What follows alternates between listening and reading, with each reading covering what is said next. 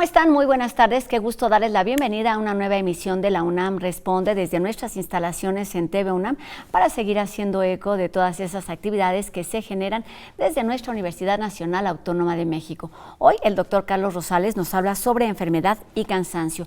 UNAM Global TV nos explica sobre las terapias de conversión y en nuestra entrevista de hoy hablaremos sobre el papel del arte a partir o a través de un trabajo de un programa de reinserción social. Quédense con nosotros durante los siguientes minutos. Comenzamos.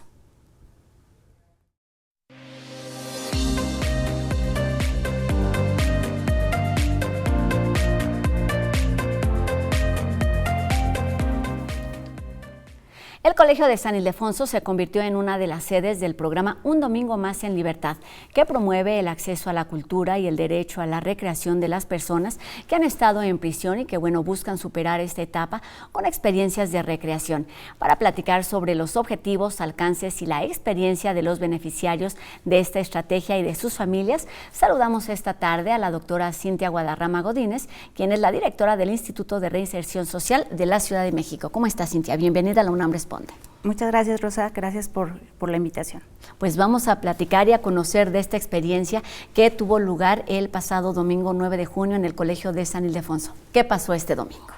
Fue una edición bastante emotiva, donde nos recibieron a más de 1,000 personas en este recinto. Es una estrategia pensada justamente en restituir uno de los derechos que tienen las personas que al final se privan de la cultura, ¿no? Y en esta ocasión el recibirlos también en este lugar tan emotivo, tan lleno también de historia, pues vivieron familias, incluso revivieron también momentos, porque nos tocó familias que habían estado estudiando ahí cuando era preparatoria, ¿no? Entonces fue muy emotivo que incluso estando en un proceso también de reclusión, ahora que están en libertad vuelven a estar en una experiencia como esta. Tuvo un doble valor, digamos, el recorrido por las instalaciones, por los espacios y además el de visitar las exposiciones y las propuestas que hoy en día se exponen en San Ildefonso. Cuéntanos, ¿cuál es el objetivo de Un Domingo Más en Libertad? ¿Qué es? El objetivo principal, pensando en una estrategia en donde se restituyen principalmente los derechos de las personas que en su momento pues estuvieron privadas de su libertad por un proceso legal, ¿no? En estado de reclusión. Buscamos finalmente que se restituyan sus derechos y en esta ocasión, el derecho a la cultura, el derecho a tener un ambiente recreativo, el derecho a convivir también con la familia y así como en este caso la cultura podemos enfocarnos mucho en la parte de los ejes rectores de la reinserción social, como es trabajo, cultura, deporte, salud. Y lo que buscamos con esta estrategia es crear siempre este lazo afectivo con las familias, pero también esta parte de crear hábitos, crear convivencia entre las personas que en algún momento pues estuvieron mucho tiempo sin estarlo, ¿no? ¿Quiénes son estas personas? Nos dices que son personas afiliadas al instituto. ¿Qué tienen que hacer y cómo forman parte de este y de otros programas?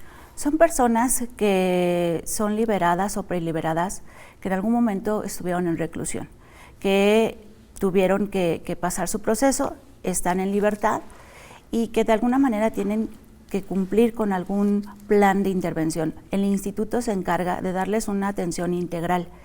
Esta intención integral incluye principalmente a la familia, a su ente individual, que les permite entonces reflejar una reinserción social armónica y empática, que todo vaya en sincronía y participando la familia. Son personas que llegan al instituto a partir de una condición, es haber estado privados de su libertad en algún centro penitenciario, y entonces les ayudamos a que se restituyan sus derechos, todos sus derechos. ¿Cuánto tiempo tienen con este programa y cuál ha sido, digamos, la experiencia en este tiempo que tienen trabajando de forma constante con los afiliados y con sus familias?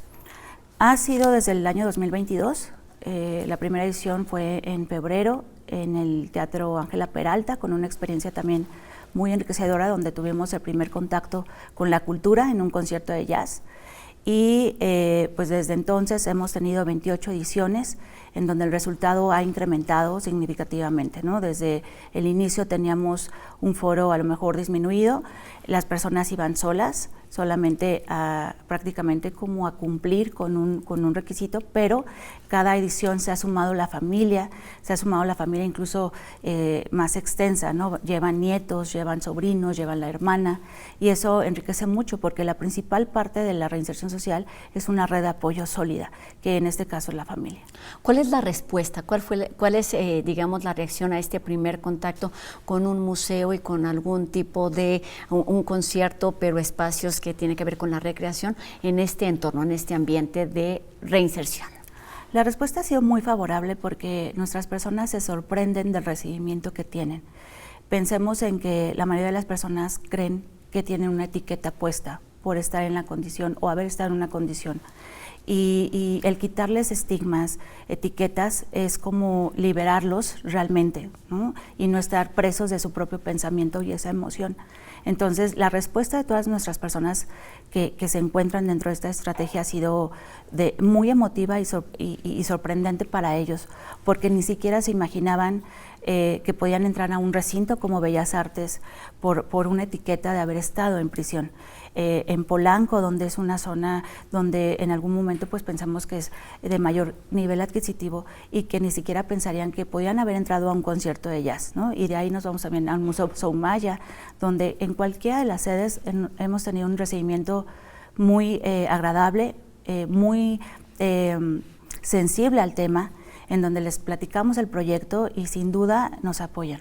¿Por qué es importante que esta reacción o que este primer encuentro permee de manera positiva y además pues de un poco invitando al resto de los miembros de la familia?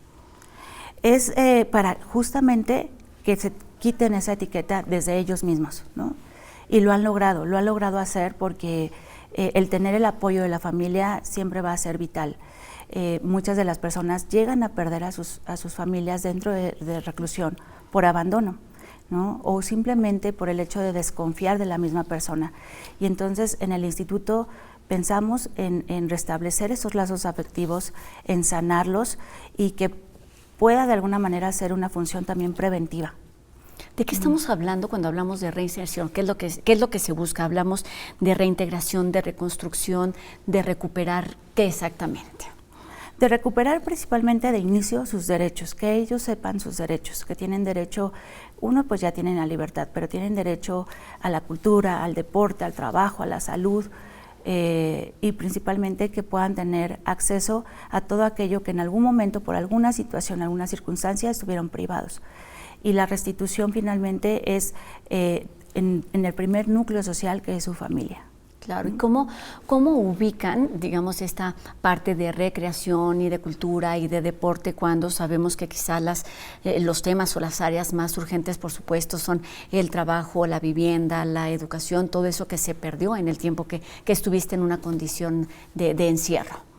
Se trata desde un inicio con un plan de intervención integral, donde participan todos estos ejes. Participa el trabajo, la salud, estamos teniendo al mismo tiempo que dar las herramientas para buscar un empleo y encontrarlo, al mismo tiempo con una terapia psicológica, pero al mismo tiempo invitándolos a hacer actividades deportivas, también al mismo tiempo hay un área que se llama área familia, en donde por medio de convenios con algunas instituciones también los llevamos a que convivan con la familia. Digamos que es una atención totalmente integral, no va solamente digamos a un área de trabajo y le damos trabajo y ya, no, esa no es la solución, sino tener una atención totalmente integral que conlleve a que mantenga incluso su trabajo, te damos herramientas, pero también te acompañamos. Esa es la idea también del instituto, acompañar a la persona. ¿Cuáles son los beneficios de realizar este tipo de actividades que, como te decía, pues podrían pensarse no son tan urgentes o tan necesarios en este primer momento de libertad? Los beneficios es incluso, uno de los principales es que la persona se sienta que pertenece a un grupo, ¿no? De inicio su familia, sí, pero que también pertenece a una sociedad, porque por muchos años o por algunos años estuvieron afuera de la misma, ¿no? Entonces, el hecho de que la persona se sienta perteneciente a algo, desde ahí iniciamos para que pueda ser realmente un factor preventivo para la reinserción social, es decir, que no se reincida en algún momento en alguna conducta que lo llevó a prisión, por ejemplo. ¿Se ha considerado el arte como esto, una herramienta, un motivo que proteja, digamos, de alguna manera a las personas que han estado en condiciones diferentes, que reduzca el riesgo o la posibilidad de reincidir? Sí, totalmente. El arte ha sido una de las principales herramientas para nosotros en el instituto. Por medio del arte han hecho lo que le llamamos catarsis o han vivido lo que a lo mejor ni siquiera se permitían vivir, ¿no? Expresan de alguna forma sus emociones por medio del arte. Está pues el teatro, está por medio de la pintura, por medio también de la forma en la que justo estos lugares como los museos pueden darles a conocer todo lo que pueden expresar a partir de sus emociones, ¿no? El arte ha sido un medio, como un puente de conexión entre sus emociones, entre su sentir, para poder canalizar aquello que en algún momento no pudieron hacerlo. Y entonces digamos que estos beneficios inmediatos en cuanto a disfrutar la visita, disfrutar el domingo, cada una de las personas, pero con sus familias, tiene un impacto más amplio en términos sociales, en términos de programas públicos. Sí, totalmente. Sí. En este sentido, ¿cómo se inserta, digamos, este programa de arte dentro de las diferentes necesidades que manejan en el instituto? Se incorpora a partir de, todas las personas que llegan al instituto tienen una entrevista personalizada, y ahí nos damos cuenta justo a partir de técnicos especializados que son psicólogos, qué es lo que requiere la persona. Incluso hay atención especializada a partir de áreas que se crean para poderles atender de manera muy particular, ¿no?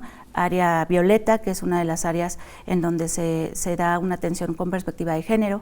El área violeta no solamente son para mujeres, sino también para hombres que en algún momento tuvieron una situación de violencia, por ejemplo, y que se dan talleres especializados a estas personas, igual a mujeres, para un apoyo totalmente integral.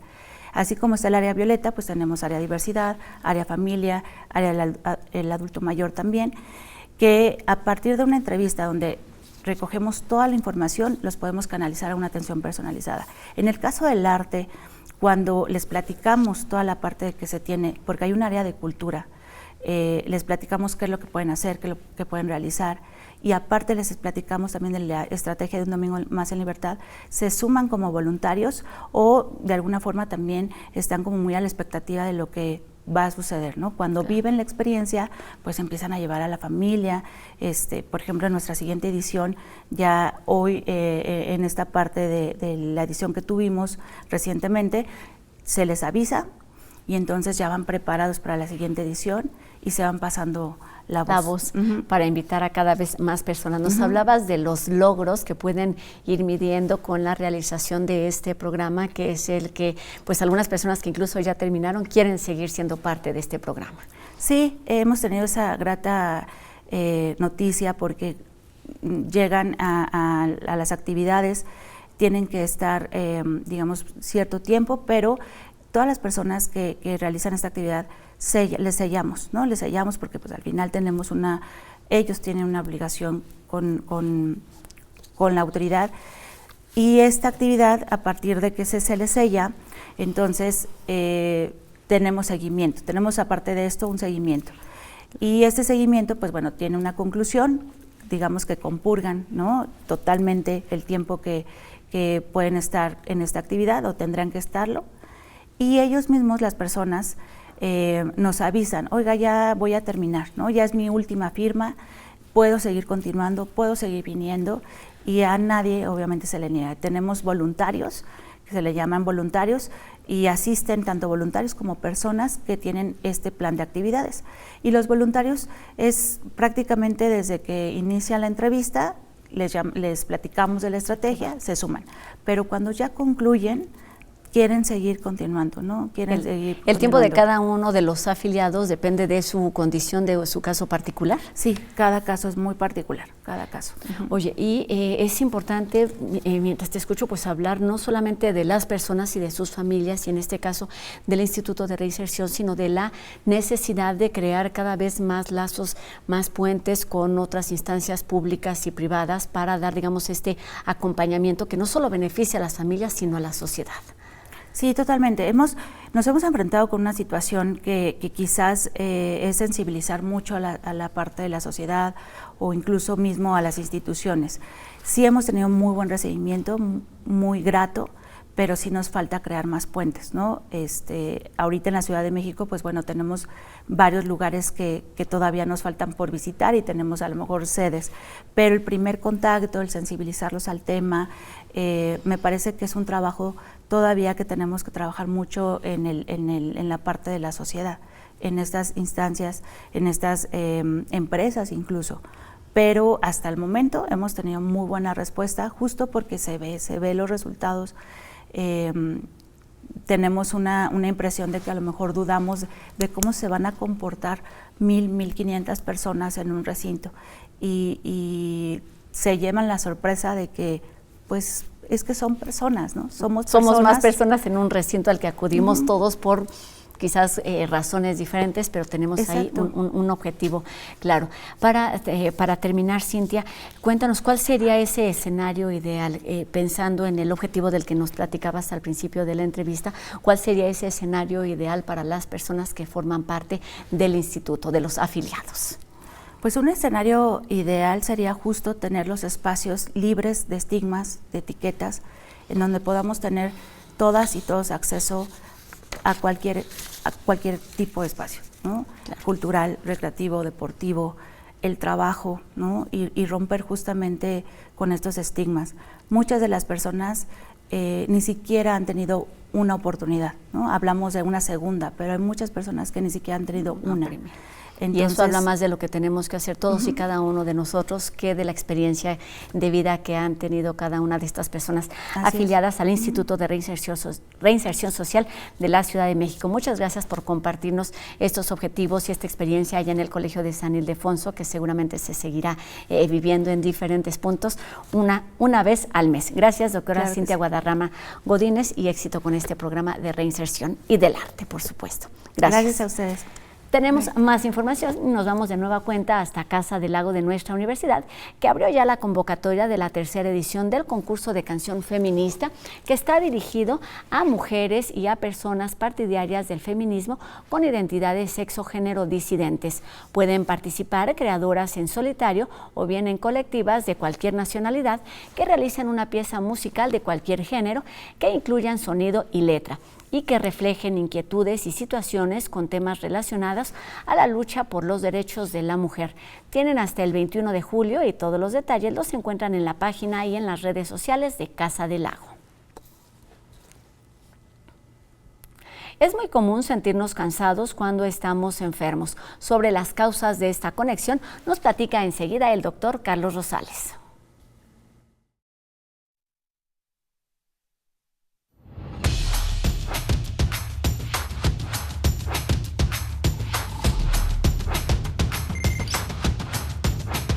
Gracias, Rosa. Muy buenas tardes. Ahora nuestro público nos ha preguntado, ¿por qué cuando me da gripe me siento muy cansado? Bueno, es claro que cuando estamos enfermos, nuestro sistema nervioso, nuestro cerebro, detecta que tenemos una infección y nos ordena descansar, y por eso sentimos cansancio. ¿Pero cómo se da esto? Bueno, cuando hay una infección, las células de nuestro sistema inmunológico producen sustancias que favorecen la inflamación, y esto es para combatir al microorganismo que nos ataca. Una sustancia importante que promueve inflamación se llama prostaglandinas. Por mucho tiempo se pensó que estas sustancias entran al torrente sanguíneo, a la circulación de la sangre, y así llegan al cerebro, y es como nuestro cerebro detecta que estamos enfermos con una infección. Unos investigadores en la Universidad de Harvard, estudiando ratones que estaban infectados con el virus de la influenza, vieron que cuando se bloqueaba la señal de prostaglandinas, de todas maneras mostraban el comportamiento de enfermedad. Esto es, su cerebro detectó que estaban enfermos aún sin el contacto directo de esta sustancia prostaglandina. Entonces descubrieron que hay una serie de neuronas en las anginas a la altura del cuello de los ratoncitos que conectan directamente con el cerebro. Entonces vemos ahora que el sistema inmunológico, cuando responde a una infección, genera sustancias que son detectadas por neuronas y estas directamente mandan la señal al cerebro para informarle que hay una infección. El cerebro, en respuesta, nos da las señales para que vayamos a descansar y así podamos recuperarnos más rápido. Entonces, hay una conexión directa desde los sitios infectados hacia el cerebro. Muchas gracias. Hasta luego.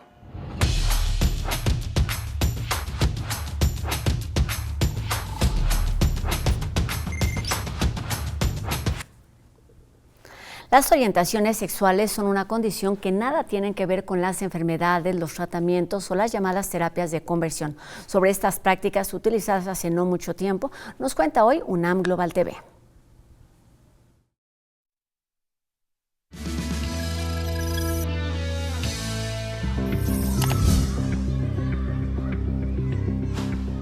Cuando me toca a mí me dicen, no porque eres una persona enferma. Entonces, en ese momento se destruyó mi ilusión de niño. Cuando Gerardo tenía 9 años, fue sometido a un esfuerzo para corregir la orientación sexual y la identidad de género. Pues estábamos diciendo que era más o menos como el año del 88, 87. Todavía la homosexualidad no salía de los manuales de diagnóstico psiquiátrico. Carmen, a sus 23 años, vivió situaciones de estrés, violencia y presión psicológica por una mal llamada terapia de conversión. Era trabajar a través de ejercicios, de tareas, de lecturas. Recuerdo que tuve que comprar un libro que se llamaba Ser libre del lesbianismo y sobre todo también era orar. La oración constante era, ¿no? Señor, apresura los pasos del varón de Carmen. Estas prácticas pueden consistir en rezos, psicoterapia, medicación y, en casos extremos, la violación correctiva y electroshocks. La homosexualidad no es un trastorno o una enfermedad y por lo tanto no es algo que se tenga que curar o cambiar en las personas, y en todo caso, aquellos padecimientos o malestares de carácter mental o emocional que las personas LGBTIQ+ llegan a experimentar, pues son más bien resultado precisamente de un entorno hostil, violento, del rechazo, de esta discriminación y del prejuicio, pero no per se de la orientación, de la identidad o de cómo se expresa al mundo esta identidad. En el mundo, solo 16 países han prohibido las terapias de conversión a nivel nacional por el daño emocional, físico y la afectación a los derechos humanos de las personas que son sometidas a estas prácticas.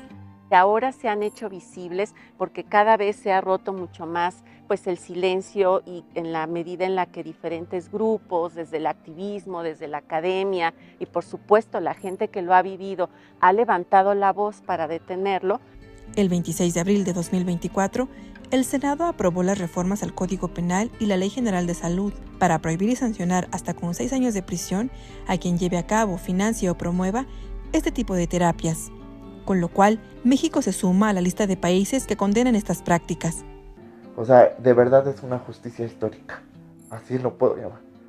Porque no había alguien que nos ayudara en el momento en el que salíamos, ¿no? Pero que nos hagan una justicia social, histórica, eso es importante.